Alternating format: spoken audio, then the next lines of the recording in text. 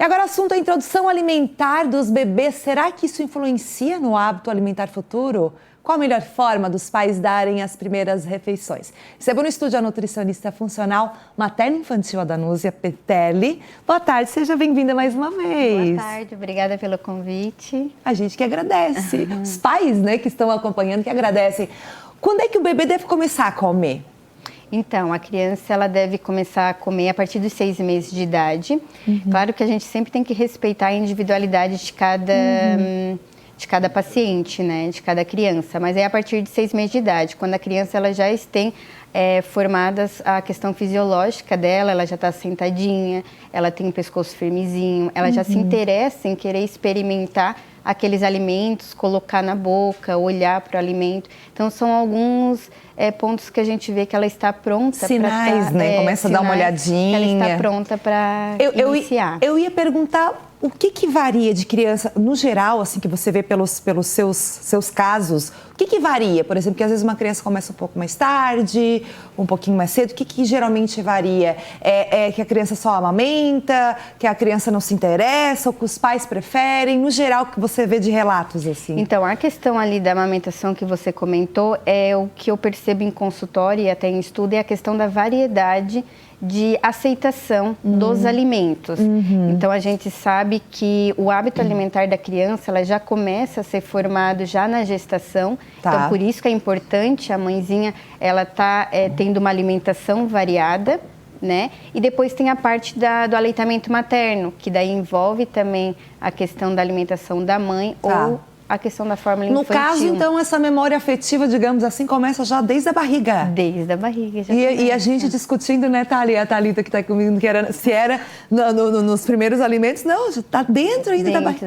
Ela já começa a ser formado. Olha a criança só. com o bebê, né, com 16 semanas de gestação, ela já consegue perceber o sabor do que a mãe ingere. E a partir das 23, 24 semanas, varia muito de cada paciente, né? Ela já começa a sentir o olfato, que é uma fase onde o olfato da criança já está pronto. Eu sou mãe de 2, eu sempre li muito sobre isso, eu não sabia. Eu sabia, claro, da questão da alimentação saudável que a gestante tem que ter, né? Que é para a saúde dos dois, né? Isso. Mas eu não sabia que essa parte da memória afetiva, isso influencia no hábito futuro?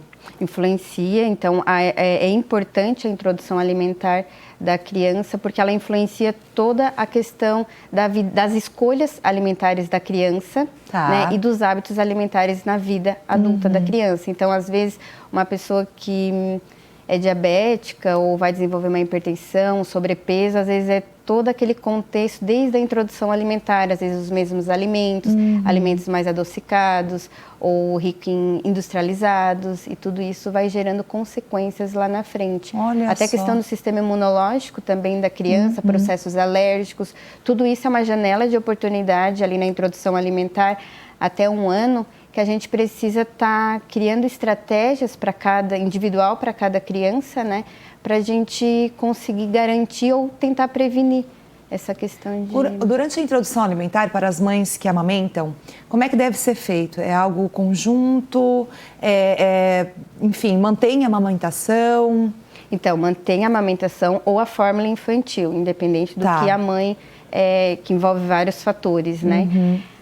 A partir de 6 meses de idade, toda criança ela precisa receber novos alimentos, ela precisa construir. Até 1 ano de idade, a base alimentar dela vai ser o leite, independente se é via leite materno ou via fórmula.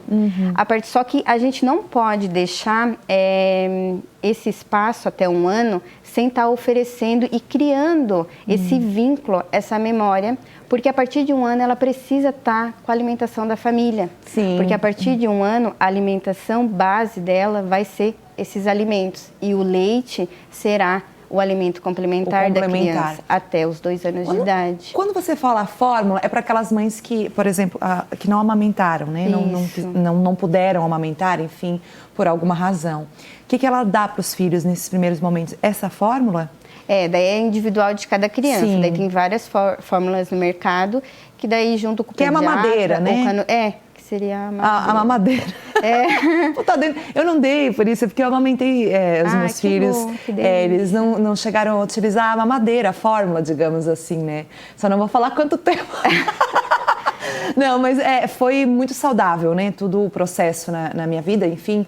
Mas, assim, eu acho importante a mãe de casa, às vezes, ficar tranquila também, né? Tem algumas mães que, às vezes, que estão no período gestacional ficam meio tensas e isso acaba prejudicando na hora da amamentação, Acaba né? prejudicando bastante. O que mais eu vejo em consultório é a necessidade, tanto das mães gestantes ou na introdução alimentar e, às vezes, até da criança, quando está acima de 2 anos, ter acompanhamento psicológica por essa questão, essa ansiedade, esses fatores, esses gatilhos que várias pessoas começam, faz isso, faz aquilo, e às vezes as mães naquela situação que precisa de uma rede de apoio, tanto na gestação quanto na amamentação, para tentar manter, porque não é uma fase fácil. Não. Para algumas pode ser mar de rosas, mas para outras é difícil. E a gente precisa ter essa rede de apoio para estar incentivando elas.